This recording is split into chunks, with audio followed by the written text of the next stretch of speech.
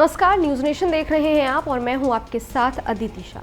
Take entrepreneur Prasanna Shankar ने दावा किया है कि उन्हें उनकी पत्नी और चेन्नई पुलिस परेशान कर रही है। रविवार शाम को सोशल मीडिया प्लेटफॉर्म एक्स पर उन्होंने पोस्ट किया, लिखा, मैं तलाक से गुजर रहा हूं और अब चेन्नई पुलिस से भागकर तमिलनाडु के बाहर छिपा हुआ हूं। ये मेरी कहानी है। Prasanna Singapore based crypto social network oxptl.com के फाउंडर हैं। उन्होंने रिपलिंग नाम की एक कंपनी भी बनाई है। इसकी वैल्यू $10 बिलियन यानी कि करीब 86,000 करोड़ की है। मीडिया रिपोर्ट्स के मुताबिक प्रसन्ना 10 साल से शादीशुदा हैं। उन्होंने NIT त्रिची से पढ़ाई की है, जहां उनकी मुलाकात उनकी पत्नी दिव्या से हुई थी। उनका एक 9 साल का बेटा भी है। मीडिया रिपोर्ट्स के मुताबिक जब प्रसन्ना को पता चला कि उनकी पत्नी का अनूप नाम के एक व्यक्ति के साथ अफेयर चल रहा है तो शादी टूट गई। बाद में दिव्या ने डोमेस्टिक वायलेंस और रेप की झूठी शिकायतें दर्ज कराई। दिव्या ने यह भी आरोप लगाया कि प्रसन्ना ने उनके न्यूड वीडियोस पब्लिश किए। सिंगापुर पुलिस ने इन आरोपों की जांच की, उन्हें निराधार पाया और सभी आरोपों से मुक्त कर दिया। प्रसन्ना ने भारत में तलाक के लिए अर्जी दी, वहीं दिव्या ने अमेरिका में अर्जी दी।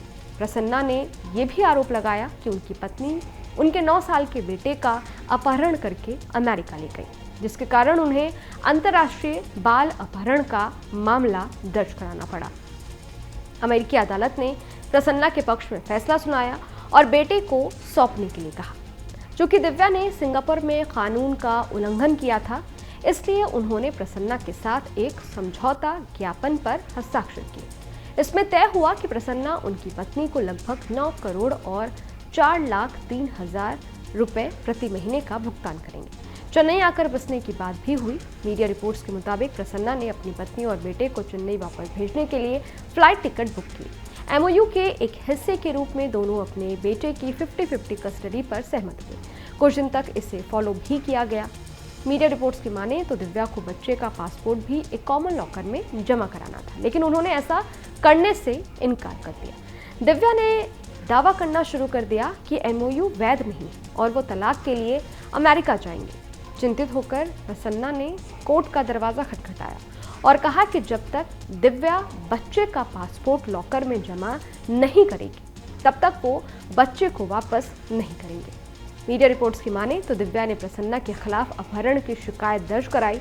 पुलिस ने आधी रात को दरवाजा खटखटाया, लेकिन प्रसन्ना अपने बेटे को साथ लेकर भागने में सफल रही। मीडिया रिपोर्ट्स की माने तो इसके तुरंत बाद प्रसन्ना ने अपने वकीलों के जरिए पुलिस को बताया कि बच्चा उनके साथ खुश है।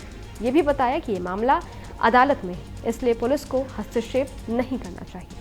कुछ मीडिया रिपोर्ट्स की माने तो उसके बाद भी पुलिस प्रसन्ना को ढूंढने की कोशिश कर रही है। पुलिस उनके दोस्त गोकुल को भी परेशान कर रही है। कुछ मीडिया रिपोर्ट्स में ये दावा किया गया है कि डर के मारे गोकुल बैंगलोर चले गए, लेकिन पुलिस ने उन्हें बैंगलोर में भी पकड़ लिया। बिना किसी वारंट या कागजात या बैंगलोर पुलिस को सूचना दिए चेन्नई ले गए। वे गोकुल से कह रहे हैं कि अगर प्रसन्ना सरेंडर नहीं करेगा तो उन्हें परेशान किया जाएगा। मीडिया रिपोर्ट्स की माने तो पुलिस ने गोकुल को मजिस्ट्रेट के सामने भी पेश नहीं किया। इसके बजाय वे हर सुबह उन्हें थाने बुलाते हैं और रात तक बिठाए रखते हैं और फिर छोड़ देते हैं। उधर पत्नी दिव्या का दावा है कि 3 हफ्ते पहले शंकर ने उन्हें संपत्ति के बंटवारे का मुद्दा सुलझाने के बहाने भारत बुलाया और बेटे को उनसे छीन लिया। दिव्या ने कहा कि मुझे नहीं पता कि मेरे बेटे के साथ क्या हुआ और इसलिए मैंने पुलिस में शिकायत दर्ज कराई। दिव्या ने दावा किया कि शंकर ने उनके बेटे का पासपोर्ट चुरा लिया है। उन्होंने कहा है कि चेन्नई पुलिस उनके बेटे को वापस आने में उसकी मदद करने की कोशिश कर रही है। दिव्या ने शंकर पर महिलाओं की गुप्त रूप से रिकॉर्डिंग करने का भी आरोप लगाया। उन्होंने कहा कि सिंगापुर पुलिस ने भी शंकर को यौन उत्पीड़न और वेश्यावृत्ति के मामले में एक बार गिरफ्तार किया था। इस कारण उन्हें कंपनी से हटा भी दिया गया था। इस वीडियो में फिलहाल इतना ही। इस वीडियो पर आपकी क्या राय है कमेंट बॉक्स में जरूर बताइएगा। बाकी देश और दुनिया की तमाम खबरों के लिए देखते रहिए न्यूज नेशन, मेरे यानी अदिति शाह के साथ। न्यूज नेशन अब व्हाट्सएप पर खबरों की ताजा अपडेट के लिए न्यूज नेशन के इस QR कोड को स्कैन करें